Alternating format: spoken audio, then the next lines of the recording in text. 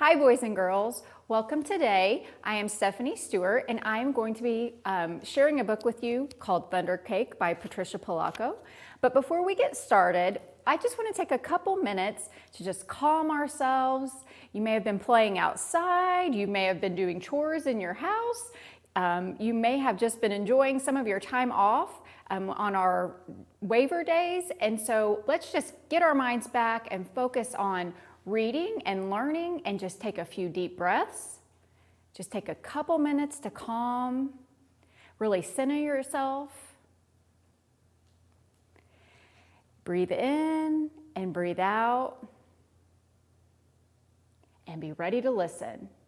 So today, like I said, we're going to be going through Thunder Cake, and there are going to be a few things I really hope you learn today and pick up on, but I do have one more secret for you. The code word for today is cake. So after we listen to the story and we do a little bit of learning around our topics, I want to make sure that you go and tell your teacher the secret word is cake today. That way they'll know that you participated in this lesson. But when you do finish this lesson, there are a few things we want to be sure that you know. We want you to be able to retell this story using key details. We want you to be able to identify the main idea. And we also want to think about those important parts of the text, such as the characters, settings, and events. So Patricia Polacco wrote this story, and just a little bit about her. She was born in 1944 in Michigan, and Michigan actually is the state that is north of Indiana. So if you were to get in your car and drive straight north, you would end up in Michigan, and that is where Patricia is from. Interesting fact about this author is that she was not able to read until she was 14. And she was actually working with one of her teachers one day, and he realized that she was really struggling to do some of the work. And so she began to work with that teacher, and he actually helped her to read. She didn't publish her first book until she was 41 years old. So if you're thinking that you might want to be a storyteller or write books when you get older, you have a lot of time to really get great at that, just like Patricia Polacco did. And she has written several books, and most of her books talk about her heritage, her family, and really important times in her life. Well, as we go through this book today, there are going to be some tricky words, some words that maybe you haven't heard before. So if you want to, if you have a piece of paper at home, or maybe you have a whiteboard, and you come across a word you don't know, hopefully by the end of the story, you will understand what that word means. But I have put up here for you a word map. And anytime you have a word that's maybe hard to understand or you really don't know how to use it, you can create one of these word maps. It's really easy to do. 4 blocks. Up in this corner, we write the definition the way that you understand the definition to be. In this corner, we want to put a synonym. So what's another word that means something similar? Drawing a picture of your word really helps you to remember. That's a catchy way to then have a visual image of the word that maybe you don't understand. And then putting your word in a sentence will also help you to remember the word. So I have a word that we're going to hear today, and it's called sultry. The word is sultry. And again, that's not a word you probably hear people say all of the time, but it really means to be hot or humid. Sometimes it's the way it feels right before a storm. So if you were going to use a word map, you could put hot and humid up in this corner. A synonym for hot and humid, something that that is a word you're familiar with that you could place in this box. You could draw a picture, maybe a picture of right before a storm. And then you could use a sentence for your word. So on the sultry summer night right before the storm, I saw a crack of lightning. That could be your word map. And so anytime, again, that you come across a word you don't really understand, use a word map. You can jot one down really quickly, and this is a good way to keep track of words that maybe you're not very familiar with. Here are some other words we're going to hear in this story. You're going to hear this author say babushka, which means grandmother. And I didn't say this in the beginning, but Patricia Polacco has Russian descent, which means that some of her family members are from Russia. And so babushka is a Russian way of saying, oops, and I went forward, grandmother. I'm going to go back to that slide, maybe.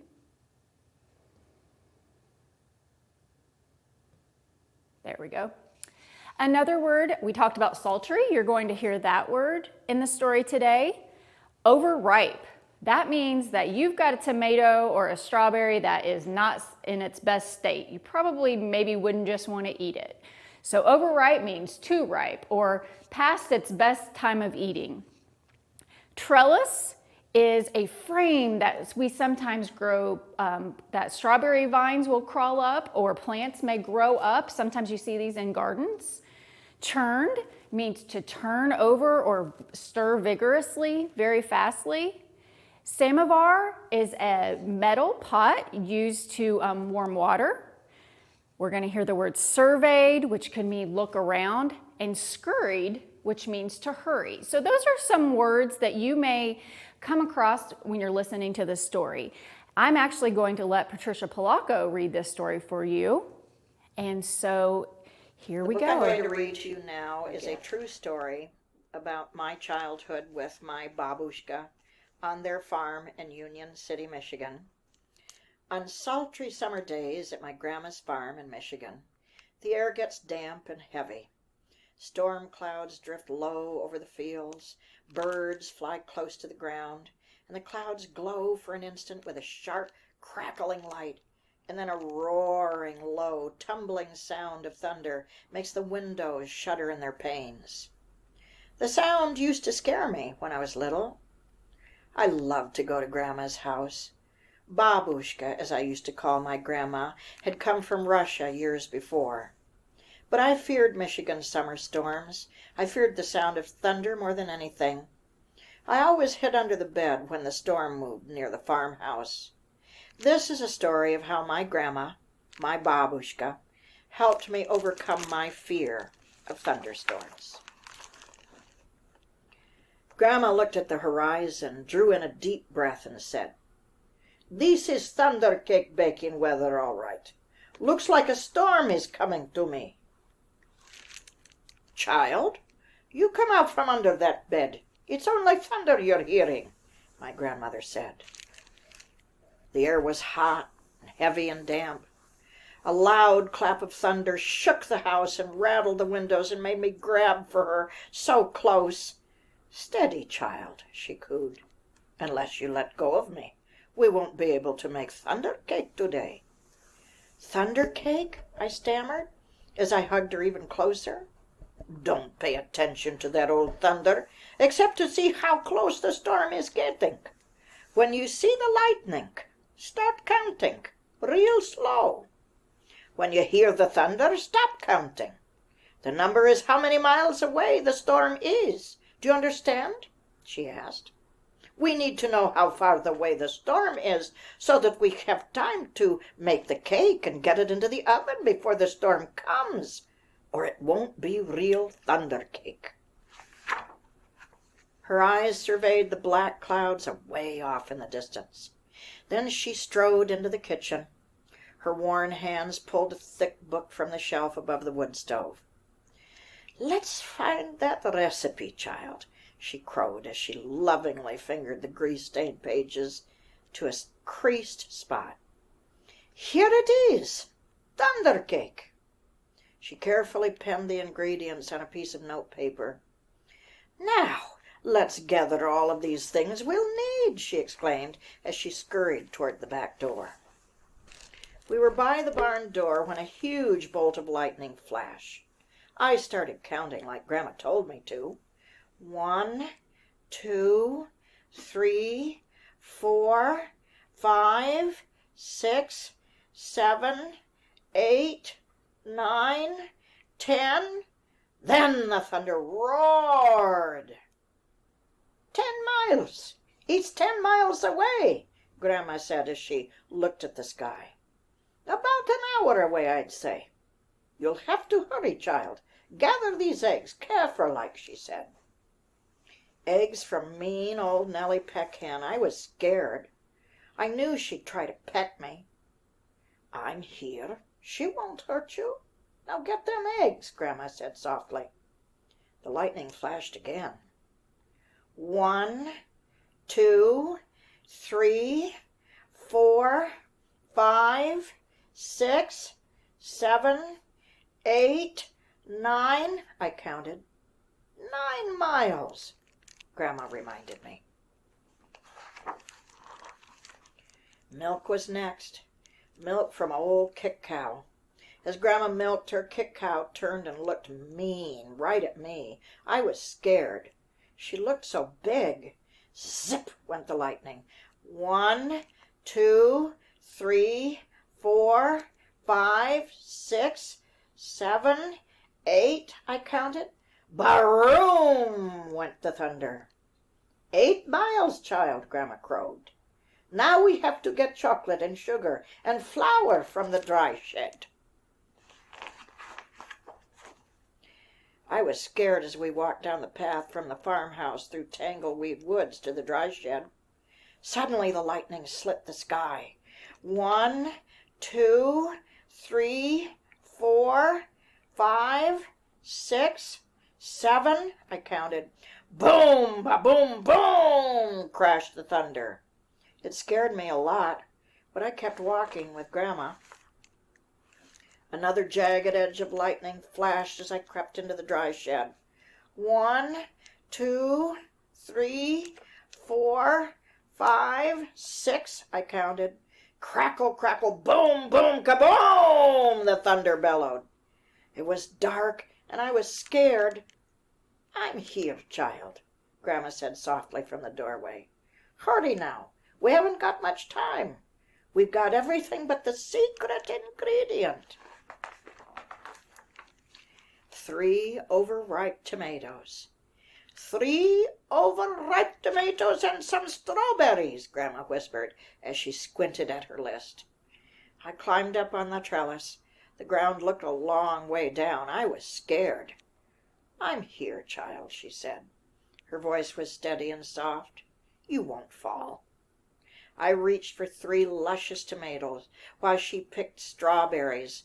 Lightning again. 1, 2, 3, 4, 5, I counted. Kabang, boom, boom, baroom, the thunder growled. We hurried back to the house and the warm kitchen. We measured the ingredients. I poured them into the mixing bowl while Grandma mixed. I churned butter for the frosting and melted chocolate. Finally, we poured the batter into the cake pans and put them into the oven together. Lightning lit the kitchen.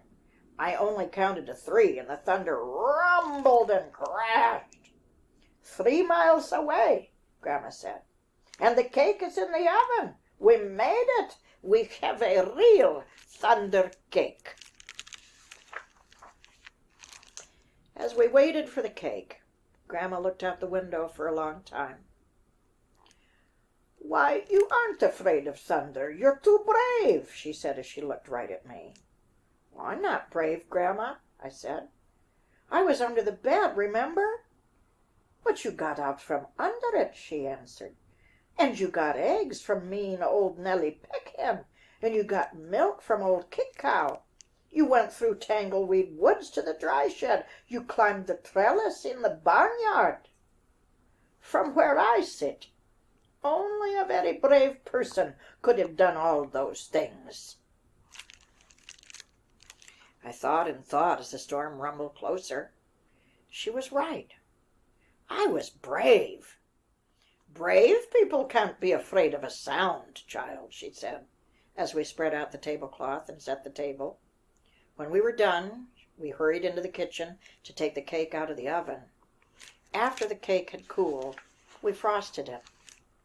Just then the lightning flashed, and this time it lit the whole sky. Even before the last flash had faded, the thunder rolled. Boom, boom, crash, baroom, boom, rip, broom, boom, boom. It was right above us. The storm was here. Perfect, Grandma cooed. Just perfect, she beamed as she added the last strawberry to the glistening chocolate frosting on top of our thunder cake. As rain poured down on our roof, Grandma cut a wedge for each of us. She poured us steaming cups of tea from the samovar. When the thunder roared above us, it was so hard it shook the windows and rattled the dishes in the cupboards. But we just smiled and ate our thunder cake. From that time on, I never feared the voice of thunder again. Okay, boys and girls, I hope you enjoyed that story, Thunder Cake. I think that story is super interesting for a couple little details that we'll get to in just a little bit. But I want to take just a moment to retell the story. And so you see my game board here, and we're going to kind of go through the different parts of the story. Remember, we'll talk about where did the story take place. So in the very beginning, we can remember that Patricia visited her grandmother in her Michigan farm. And so right here we have a little picture of a stone farmhouse. You may have recalled that from the storybook if you paid close attention to the pictures. At the very beginning, there's a picture of grandmother's house. And so we want to remember that detail of the story. Next, we know that the storm started to roll in and the little girl became very frightened. She was super scared. She even ran under the bed on one of the pages in the story. But her grandma held her in her arms and comforted her. And so maybe take just a second to think about when you're scared, where can you go? Or who helps you to not be scared, or who helps you to relax? Maybe use some of your breathing techniques when you get really frightened. But in this story, the grandmother really comforted the little girl so that she wasn't afraid. And the little girl's just terrified. She keeps hearing the thunder and the lightning, and she's really worried about the storm. So the grandma has an idea, and she says, "We will make a thunder cake." So they had to do a few things. As they watched the storm roll in, they had to go to the barn, and they had to gather the milk and the eggs, and then they had to go down the path in the woods because they had to get their dry ingredients. They had to get the flour and the sugar and the chocolate to make the cake. They had one more stop. They needed to, and they got that in the shed, and then they had one more stop to get the secret ingredients. This is the interesting part that I mentioned just a second ago. They had to get a tomato. So if any of you have ever eaten a chocolate cake, have you ever noticed that there's a tomato in it? Maybe your grandmother or your mother or your aunt, they maybe don't use tomatoes in their chocolate cake recipe, but in Thunder Cake, the secret ingredient is the tomato. So she had to climb up the trellis. Remember, we talked about that word in the beginning of the story, to get a tomato, and she also had to get the strawberries. They made it back home just in time to mix all of the ingredients, and as the storm rolled in, they were able to enjoy Thunder Cake. So if you have someone at home or someone in your house, maybe they would help you make a thunder cake when it's storming outside. If you do go to YouTube and you listen to the story, the recipe can be found there. And you can also find the thunder cake recipe online in many different places, and it's in the back of the book. So if you have an adult who's wanting to make a cake for you, go ahead and try to whip that up. Make sure you don't do it without an adult. And I would be really interested to see if that secret ingredient of the tomato makes a difference in your thunder cake. So one of the things we can learn from this story, oftentimes when you're in class and your teacher asks you, what is the main idea of this story? I know sometimes it's a struggle to really pick it out because you're just not really sure. But for me, Patricia Polacco really spelled out the main idea of this story right away. And she said on the very first paragraph in the first page, this is how my grandma, my babushka, helped me overcome my fear of thunderstorms. And in the very end of the book, she also says, I was never afraid of storms again. And throughout the book, the grandmother keeps Patricia busy on several tasks so that she doesn't think about the storm rolling in and her fear of the thunderstorm. And she tells her there's no reason to be afraid of a little sound. So we could think that possibly the message from this book is keeping yourself busy during a scary time can help you fight through your fear. One other little quick thing we can do is we can think back when we were really working on understanding books and understanding the sequence of a story. They gathered particular and very specific ingredients for the thunder cake. And so if we remember back, we know that first she had to get the chicken and she had to get the eggs, and she was a little afraid of the chicken. She got the milk from the cow, and then they went down to the shed and they got the chocolate, the flour, and the sugar. And then they climbed the trellis and she was able to get the tomato and the strawberries. And so in that order, she was able to gather all of her ingredients for the thunder cake. And that is it for today, boys and girls. I hope that you've enjoyed this story, Thunder Cake, and I hope you were able to learn about how to really fight through your fears during scary times. Remember that the secret word for today is cake. Be sure and tell your teacher that, and I hope you all have a wonderful day.